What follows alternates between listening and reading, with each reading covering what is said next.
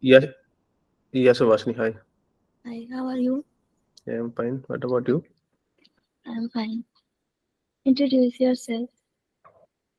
Yes, Vashni. So, as you know, my name is Nirdesh Kumar, and I was born and brought up in Saranpur, and then I went to JNV Saranpur for my senior secondary and higher secondary education, and then I went to BIT Jhansi, and I got 1100 rank in UPSC, and then after completing my engineering from there, I went to EasyGo Noida, and then where I was hired as an associate software developer, and I worked there as a JavaScript and Python on the JavaScript and Python, and then from there I went to Plexus Pune, and there I worked 3.5 years.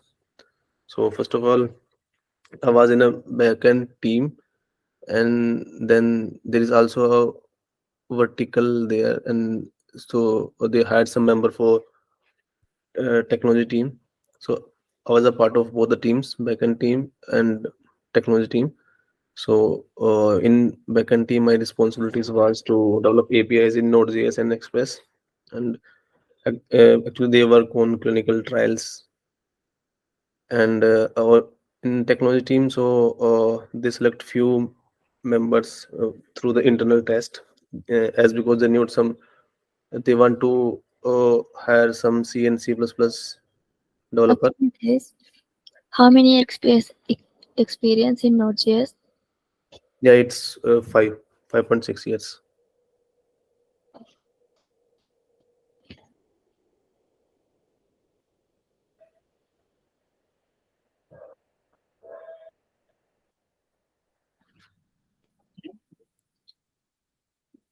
Do you have any other language knowledge? Other language, uh, like what? Like PHP. Yeah, I know I didn't work on PHP. I work on Python, C++, and one project in TypeScript and one project in Golang. But I didn't work on PHP. Yeah. Okay. Java also? No, no, I didn't work on Java. I Okay. used the Java inbuilt. One of our project was built on old Java style. Means they are this project was very old, so we use that in our new project as a service, but we didn't write our code in Java. Okay. Which framework you used with Node.js? We use Express. Okay. Do you know any other frameworks for Node.js? Yeah, there are many framework right now in front end Vue.js and React.js, and this is newly that introduced few years back, and Next.js. So people are also working on that. Okay. Do you work on front-end technology? Yeah, no, I'm a full-time backend developer. But once in my previous organization, so our front end was built in React, and then the front end team was on leave. So I have to manage some React component for Web3.js. So that's my only interaction with front. Talking about yes, Sorry. you know basic React, like And I know some basic that there are some component thing and how to render things and how to pass the reference just like that. But I didn't build any project from scratch on React.js. okay. What is the Node.js and what is the difference between Node.js and JavaScript? Uh, yeah, actually, Node.js is a whole environment, and JavaScript is the language that gives us the leverage to use Node.js. So yeah, I think this is the main difference between Node.js and Java. Okay. What is It, the middleware? Sorry, middleware. Yes. Yeah, so middleware are functions that enable us to do some things or some actions on uh, a service or API. Let's say, for example, I have an API that's give me the employee name of all uh, employees of an organizations, and then in between this functionality, I want a check that I want to check a name that means uh, before getting those name, I want to add an additional check. It's maybe some length or something and something maybe, uh, and these kind of functionality that we insert between there, that's called middleware. Okay. What is the course middleware in Node.js? Okay, course middleware. So course middleware, uh, course middleware is built on ports. Let's say our one service is running on certain port, and then front end access and our front end service is running on another port. So and the one port interact with each other. So Node.js take it as a security issue, and then they throw an course error. So we have to import the course so that Node thinks that they are interacting on the same things. So in order to believe that they are working on the same port, so these course middlewares come into picture. Okay. What is the helmet middleware? Helmet. Yes. Actually, I didn't use the helmet middleware. I use the course, but not helmet. Okay. Okay. Do you know about Redis? Yeah, yeah, that is I use. Why we use Redis? Uh, in our use case, so we have three database container. One is for MySQL, and another is for MongoDB, and one is for Redis. So we use MySQL for our other tables and all data are there, but we use Redis only for key value pairs. We store a few keychain values there to only store our key and the value. Okay. Do you know about Socket.io? Yeah, I know about Socket.io, but I didn't use Socket.io since 2 or 3 years. Okay. And do you know about MongoDB? Yeah, yeah. What is MongoDB database? Actually, we use both MongoDB, MySQL, and Redis container. So for MongoDB is a NoSQL database where we store things as a object. So uh, that's help us to store. Uh, if we store that thing in MySQL, we require multiple queries. So certain things where we use nested object, we have to store that. So we for that particular case we use MongoDB. Okay. Why we use lean function in MongoDB? Lean. Sorry, Lean. Lean function. no, I didn't use lean function. Okay. What is the difference between callback function and promise? Which function? Sorry. Callback function and promises. Okay, okay. So can I show you the difference using an example? Can I share my screen? Okay.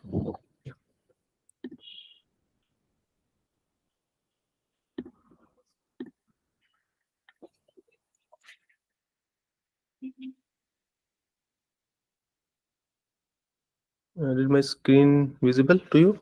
Yes, yes, yes. So I have one thing that here. I expand that.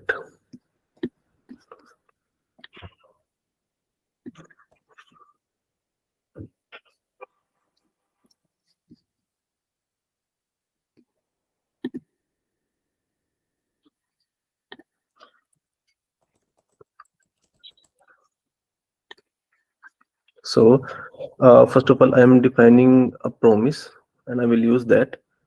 And Ag-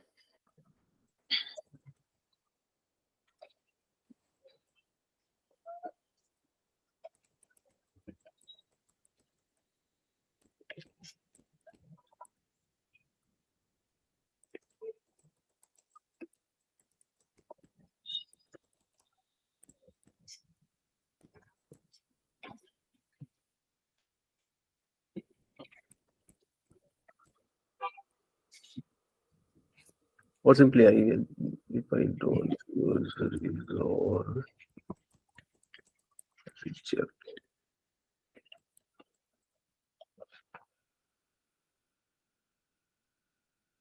So simply I'm using यहाँ पे callback use कर लेते हैं, arrow function use नहीं करते. अगर आप explain कर सकते हो तो ओनली एक्सप्लेन कर दो बस. Yeah. So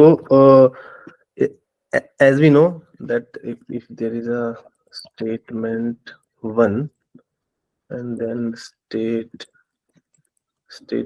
let's say console something है and यहाँ पे अपना asynchronous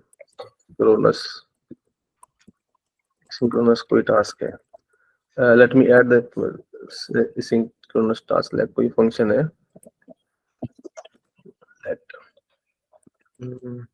fun one equal to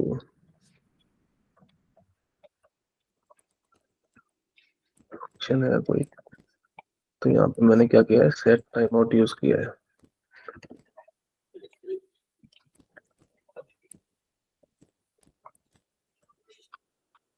set timeout में मैंने फिर इसको कोई टाइम दे दिया है कि ये इसके बाद एग्जीक्यूट होगा एंड देन मैंने यहाँ पे इसको रिटर्न कर दिया है right. Return something let's say return मैंने जीरो कर दिया, कोई दिक्कत नहीं. So this is this function. Let's say we have a state, as we know that JavaScript is a synchronous single threaded language, means it execute code by first this line, then this line, then this line, then this line, right? So Yeah. this statement is a synchronous statement, means console or something.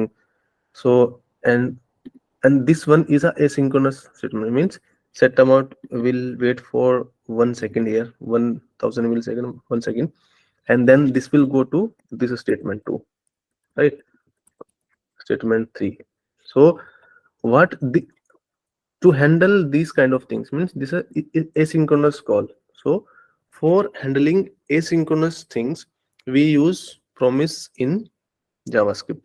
So promises are a eventual completion of a asynchronous uh, task. Like actually promises are simply object, and those values are filled when that promise that contain a callback, and then that callback will complete. Those callback result are filled into promise object. So difference between callback and promises are actually callbacks gives us the inability to use promises, means without callback uh, we can also use a thing that's called closure for in place of callback to access Okay, Nitesh. promise. If I ask to choose between promise and callback and um, a syncavit, which should you will idle one in being? And the use case is If I ask you have a promise and callback function and a syncavit, okay. which is better to use? So actually async await is a functionality that is given us to by ES6 ECMAScript 2015. So for readability and what we know the inter team understanding, so we should use async and await, because async and await gives us a clean and structural code to understand for other developers. But in case of callback, if we use callback, there might be a case that we will end up with a callback hell. So in that scenario, async and await is a better option. Okay.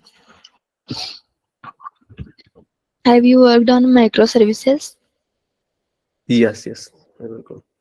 Okay, explain what is the microservices. Uh, for microservice. So let's say we have a project in which we have a functionality uh, that the first functionality create a user, and then second functionality create an order, and then third functionality that will make the payment. So microservice is a concept that we have three services and that work independently of each other. Means if our one service is down, so that doesn't affect our two services. Means the whole system doesn't go down. So microservice is that concept. And for microservices, in our current project, I think we are using 16 microservices to handle a single project, and all 16 services are running as a Docker container, and they are closed in uh, running in a closed network maintained by uh, our uh, auth service.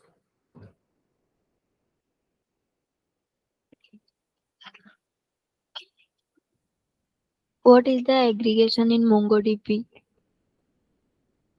Yeah. So I think it's a long time we have been using aggregations in MongoDB. So I think Okay, I skipped that part. I think a little. okay, okay. What is the difference between insert and save function? Okay. So insert function. Insert function means we are creating a new uh, document to a collection, and that's for that correspondence. It will create a new record and assign an ID to that function, to that record in a collection.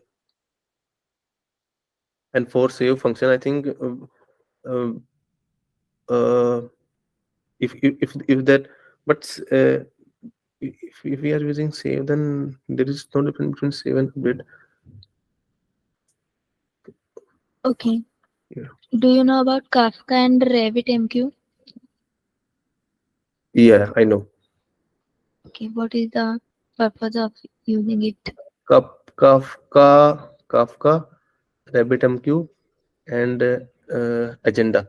So these Yeah. are three services. So we use only Agenda, but more reliable services is Kafka. I didn't use RabbitMQ. Both are type of queues. Means their task is to execute a task. Means let's say we have three tasks and we want to execute those three tasks in a sequence. So we assign those tasks to Kafka, task one, task two, task three, and then there's a queue that is maintained by Kafka. If we attach some time, let's say we want to execute time task three after certain period of time, so these queues are automatically maintained and they will execute those tasks and will give you a result after that. Do you know about Docker and Kubernetes? Yeah, yeah, we know Docker and Kubernetes. Okay, what is the explain? So for Docker point of view, uh, so we use the same images for Docker and Kubernetes. For Docker, okay, let we have a service that handles our uh, which part I should say. So let's say I have a service that have a interaction with DB. So we have our MySQL database container. So first of all, we build our container, and let's say there is another service that is built in Node.js. That's the main backend service that is responsible for interaction with MySQL and all. So first of all, we build a Docker container. So actually, this gives us a facility that uh, let's say I'm telling you earlier that we have a Java service that that was written in old style and we use as a service. So Docker gives us a functionality that irrespective of language, whether it was written in Java, Node.js, or anything else, so we just use these inbuilt Docker functionalities as request and responses.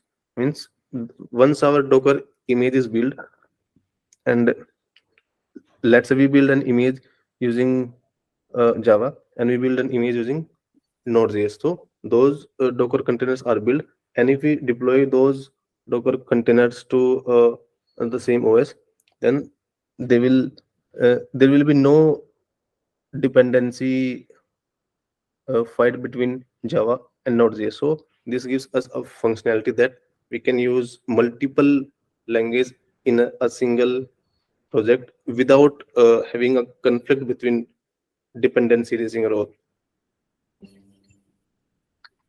Okay. What is the MVC architecture? Which one? MVC Okay. architecture. So MEC architecture is a model view controller. So Okay. model means we defined our interaction with database, we define those parts in our language, and then view means and then we define our controllers, our functions and all, and to interact between our functionality and our database, we write some code there.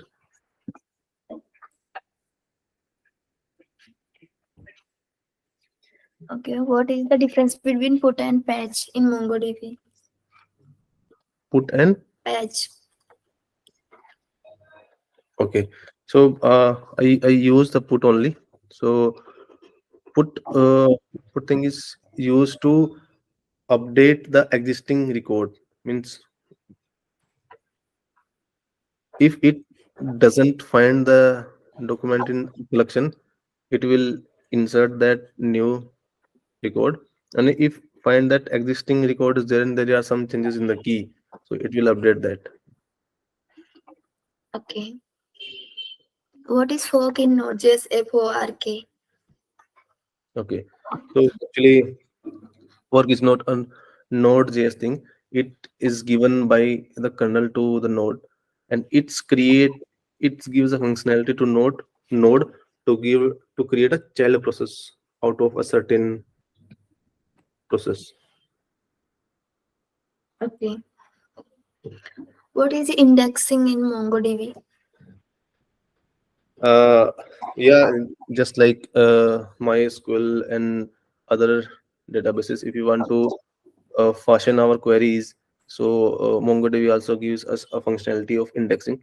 Indexing just mark that column in a document, uh, and mark and label on that so that we can fasten our queries using indexing, and we can use multiple columns to add it to our indexes. Okay. What do you understand by code reusability and how to apply in your application? Sorry, ma'am, I didn't get your question. What do you understand by code reusability Okay, and okay, how to apply in your application? Make it optimize code. okay, okay.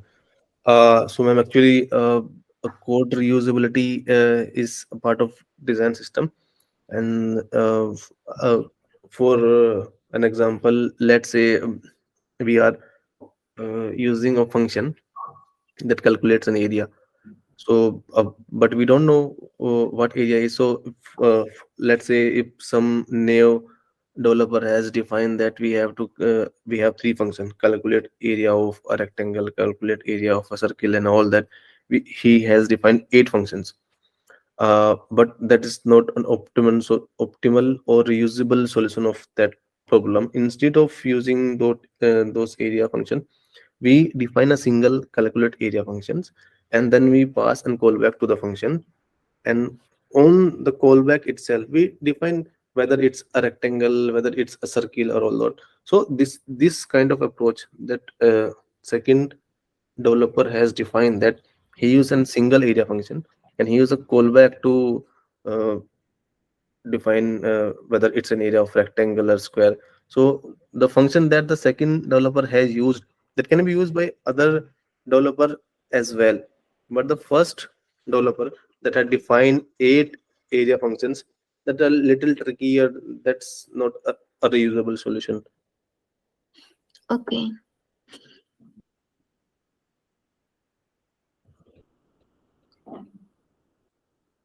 What is cluster in Node.js? Culvester, I think I didn't hear about that. If you can explain that, I think I should give some answer. Okay. You know about try and catch. Yeah, I know. Can you explain? Okay, so for our asynchronous call, there might be a case when our promise may reject. It's not the time that always it will resolve or something else like that. So if a promise is rejected, it means not a promise. If some other function is there, if that function throws an error, so and we want our application node to crash, so we use those thrown error in our catch block. And if the error is not thrown, if the promise is resolved, we handle those things in our try block. So try and catch functionality is given by JavaScript, that enables us to handle our project if we has if something unexpected happen. So we should know at the end user that what was wrong at the time, why or those service return an error. So to handle those things, we use try and catch. Okay. If I ask create a application from scratch, I want to create a application secure. How will you make it secure application? And what you will use for security purpose? uh, for data, sorry, for the first part I didn't get. I'm asking if I ask you to create a application from a scratch, I want to create a application secure. How will you make application secure and what you use to for security purpose? Okay. So there are two things. First of all, uh, in terms of my knowledge of microservices, I will handle it that way. So first of all, I have a main service that will enable us to use backend services, and then there is a Docker of MySQL that is a database Docker we use. So first of all, I will apply security to my MySQL Docker. So I enabled SSL over there in my Azure server, that no other person from other cloud platform access my MySQL Docker. And then other parties, I store those key value pairs that we use to access our MySQL Docker. I will store those key value in our Azure Vault. And second, and the third and last thing is, while upping or running my backend Docker, I use those key and value pairs in my Docker Compose file of my backend project, so that it can have a streamlined access to my MySQL, and there is no and my backend service doesn't need a manual username or password over there. So these things can ensure my security to my database with my backend services. I think that's it. Okay. What is JWT? Yeah, JWT is a authentication service. Means in our software system we call this as auth or 2.0. So it enables us to use tokens for security purposes. It gives us access to certain application, and we handle those things using a token.